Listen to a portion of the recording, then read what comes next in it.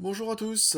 Bon bah voilà, au final je fais une deuxième vidéo parce que bon, dans la première c'était plus une vidéo de présentation. Donc voilà. Et puis bon, j'ai un abonné maintenant. Par contre, je ne ferai sans doute pas de troisième vidéo si je n'ai pas de commentaires à celle-ci, car vu que je compte poser une ou deux questions, si j'en ai pas la réponse ou si je n'ai pas de débat là-dessus, ça servira à rien. Donc voilà, donc forcément si j'ai pas de réponse, je vois pas l'intérêt d'en faire une autre. Tout simplement. Au début, je voulais faire une vidéo sur les armes, mais ce sera plutôt le sujet de la troisième vidéo si elle voit le jour, bien sûr. Non, aujourd'hui, je vais plutôt aborder le thème du feu. Voilà. Un sujet important également, selon moi, parce que je vois trop souvent qu'il est réglé par l'outil du Firesteel. Alors oui, c'est vrai que selon moi, c'est vraiment un outil indispensable.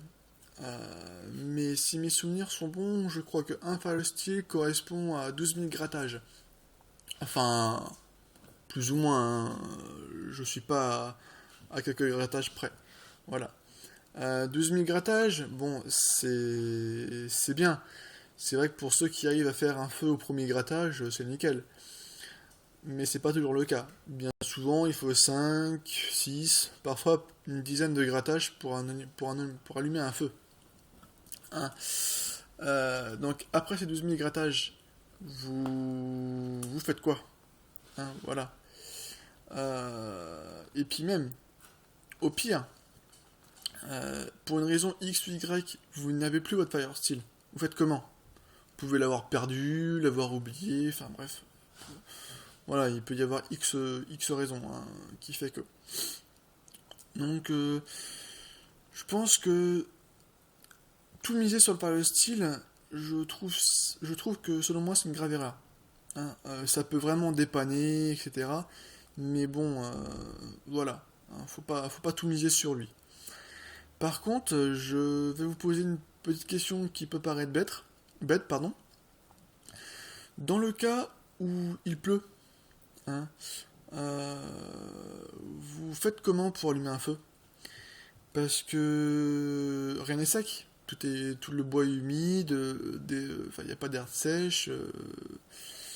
Voilà, donc j'ai pas vu de sujet abordé. Aucune vidéo, et même en me baladant sur les forums, j'ai pas trouvé. Et je pense que comment faire un feu dans certains cas extrêmes peut être bon à savoir, hein, tout simplement. Voilà. Bon, après, dans le cas où l'on peut rester dans sa maison, ou même avoir un local à disposition, on peut toujours stocker des herbes, enfin des herbes sèches, du bois, etc. Mais si on se retrouve en forêt, en montagne, en colline, peu importe, avec un abri de fortune, vous faites comment? Hein, parce que pour se réchauffer, etc., c'est pas. Pour réchauffer ou faire à manger, peu importe. Hein. Voilà. Alors bon, bien sûr, je pense pas non plus qu'on finira comme Robinson et Crusoe. Je suis loin de là quand même. Mais dans le cas d'un développement personnel, je pense que ça peut être intéressant à savoir. Hein, voilà. Parce que bon, c'est comme. Le feu, c'est un peu comme l'eau. C'est le meilleur moyen de purifier l'eau, c'est. Pour moi, c'est en la faisant bouillir. Parce que les cachetons, vos cachetons là, pour purifier l'eau, si vous venez les perdre, ou même quand vous n'en avez plus, vous faites comment? Hein. Donc voilà. Bon, moi après, pour faire un feu en dehors du fire steel, je pense que ouais, j'affectionne beaucoup la méthode de friction avec un archer.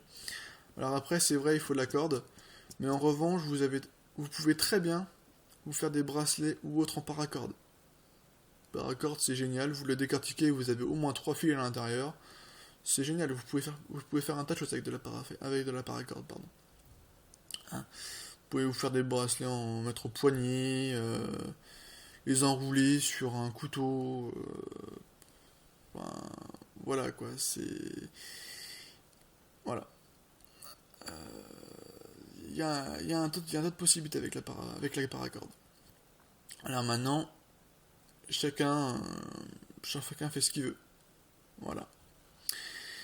Bon, après, c'est pareil, le couteau, bon, faut un couteau pour le couper. Alors après, c'est vrai que si on reste dans ma logique de presque tout perdre, alors effectivement, si on perd le couteau, on n'est pas dans la merde. Hein. Sinon, il faut essayer de faire un système avec un silex. Alors pour les plus débrouillards, c'est génial. Pour les autres, c'est plus chaud. Hein,